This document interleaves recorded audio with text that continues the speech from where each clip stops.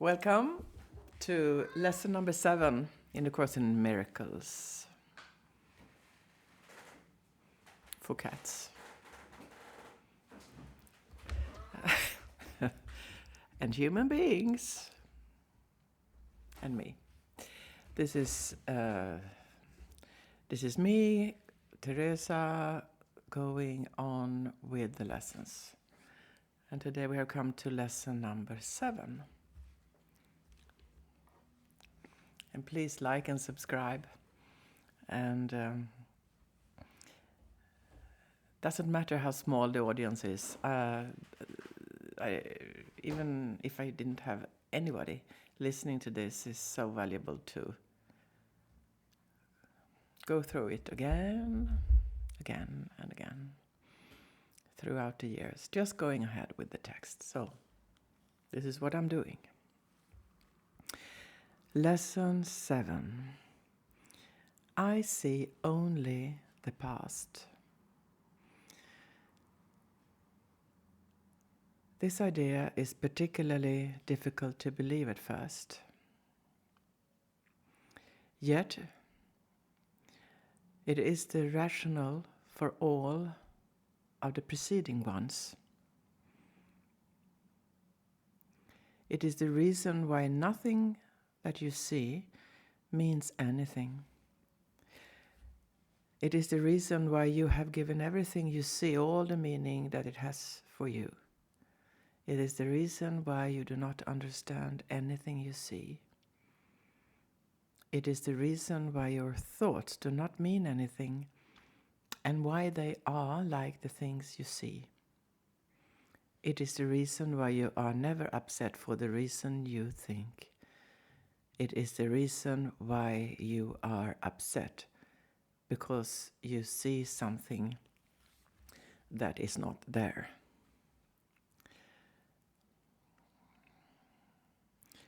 It reminds me of, I mentioned Byron Katie before, a lady who has really found her way to the core of things, as I see it, as I understand it, that it's wonderful to be a person without a history, if only for a moment. And the morning walks that you are on the workshops with Byron Katie and the work. Somebody is walking ahead of a group. I'm always in the group. And a facilitator in these workshops walks before you. And it's usually in nature.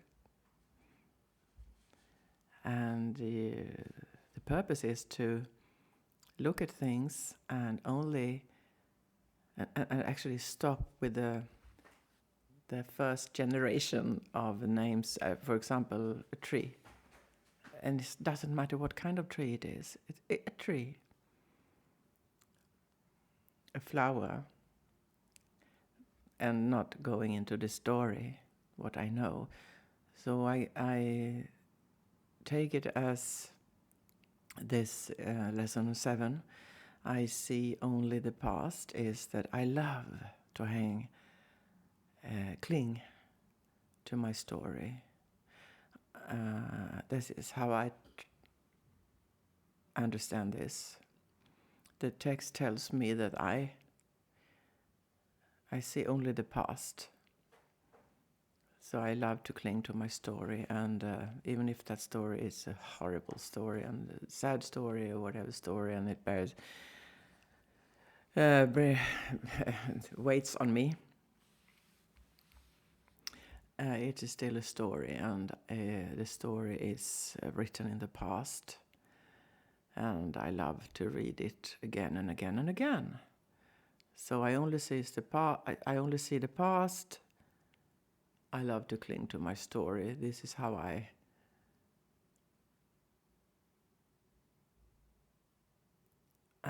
interpret it. This. I'm going ahead with the text now. Old ideas about time are very difficult to change, because everything you believe is rooted in time and depends on your not learning these new ideas about it.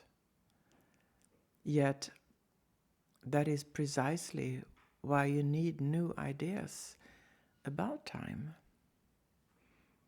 This first time idea is not really so strange as it may sound at first, and it does sound strange, even though it's not the first time.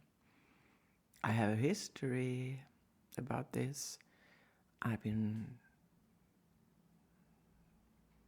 owned this book for more than 30 years. That's history. That's in the past.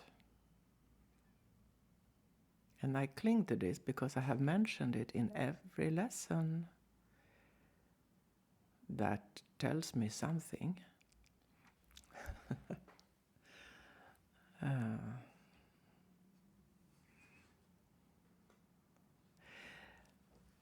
I continue with the text now. Look at a cup, for example. Do you see a cup, or are you merely reviewing your past experiences of picking up a cup, being thirsty, drinking from a cup, feeling the rim of a cup against your lips, having breakfast, and so on? Are not your aesthetic reactions are not your aesthetic reactions to the cup too based on past experiences? Yes, they are. How else would you know whether it is?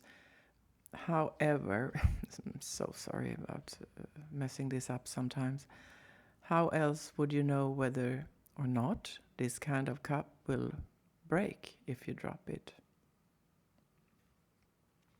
Yeah. You would have no idea what this cup is except for your past learning.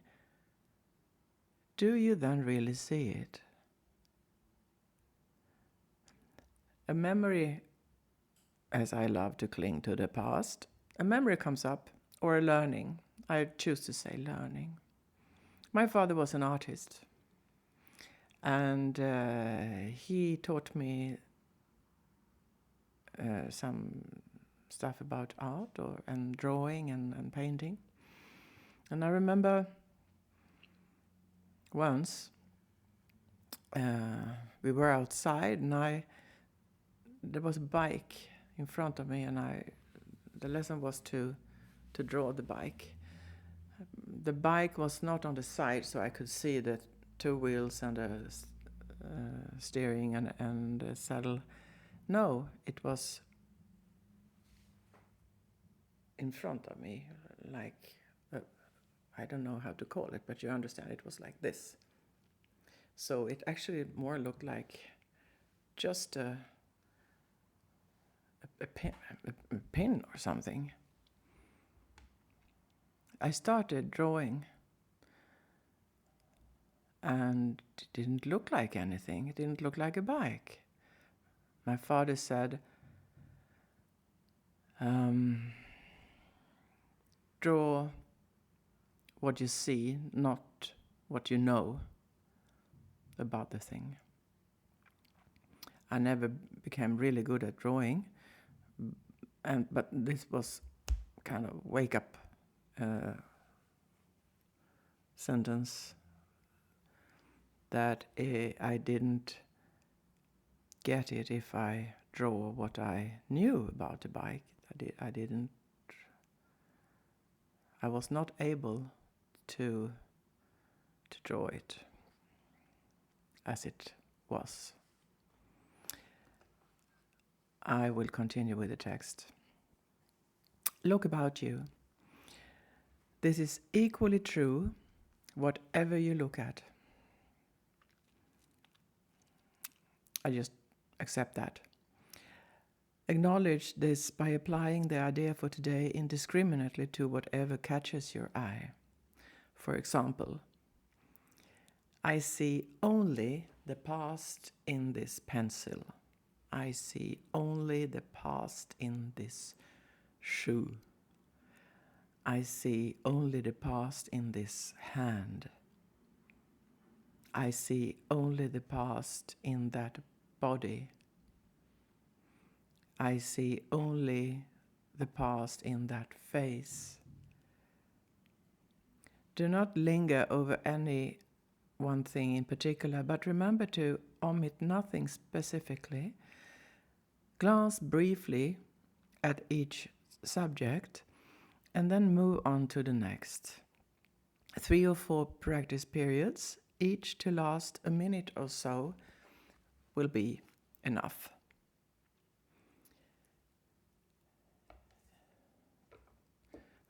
Yes, I will rest in that.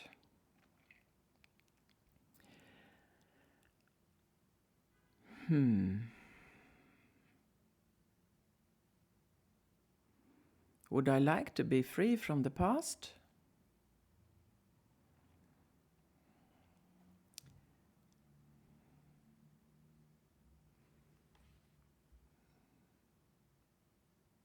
Unnecessary question.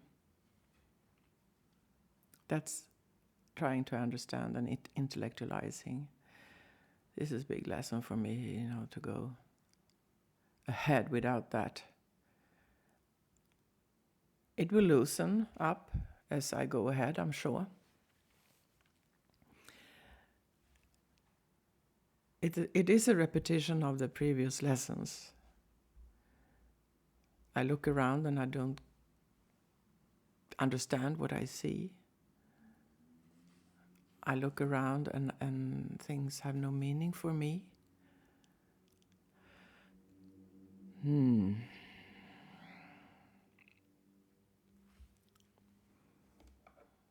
where will it take me? To a good place.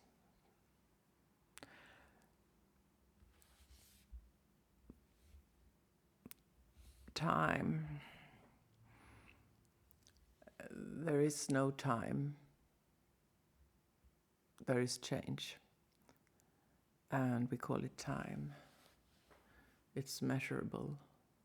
And I have some pictures inside, and I have this picture about a year, it's circular, and I have a picture about my life,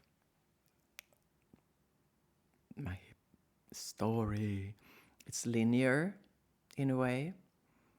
So it has different forms, and that is all concepts. And sometimes I can feel trapped in those forms. I don't like, for example, thinking about the year as going round, and here is summer, and here school, or I'm still in school mood when fall comes, although that is many years ago.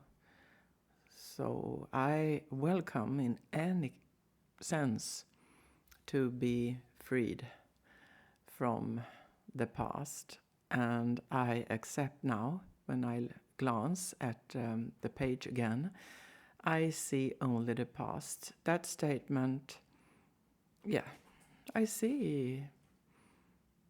But is it only the past? I need some help here. Could I have some comment on this text from the son behind the camera? My technical support and team. Yeah, this is the one-man technical support team. It's very interesting listening to this.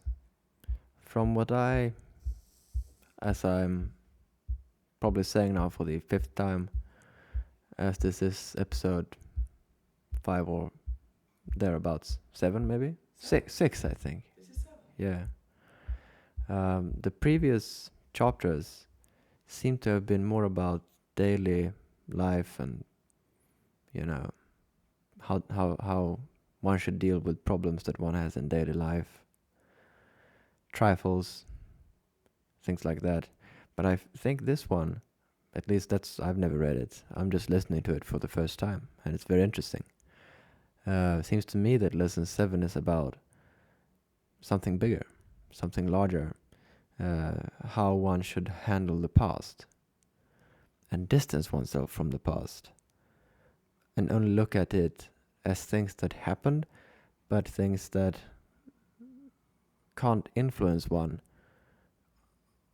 or that one shouldn't let oneself be influenced by. So the past should exist there as an object, but not necessarily as an object acting against one in an emotional way, as a sort of pulling on one's emotions. So yeah, it seems a bit bigger. It seems like we're sort of ramping up now to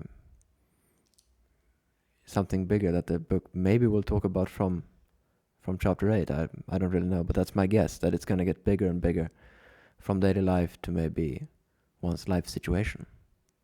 That's what chapter 8 and 9 might be about. At least that's my it feels like it's going to be about that. So yeah, interesting stuff. Thank you very much. We will film one chapter or two every week from now. That is because I need to digest this. And you are going back to Japan, where you live, for many years now. You have been here for a couple of weeks. And we will continue doing this together, although you will not be behind the camera like this, but you will be online, and we will talk. Yes. And you will comment. And please comment on this and subscribe and like. That's the only thing that I ask. Thank you.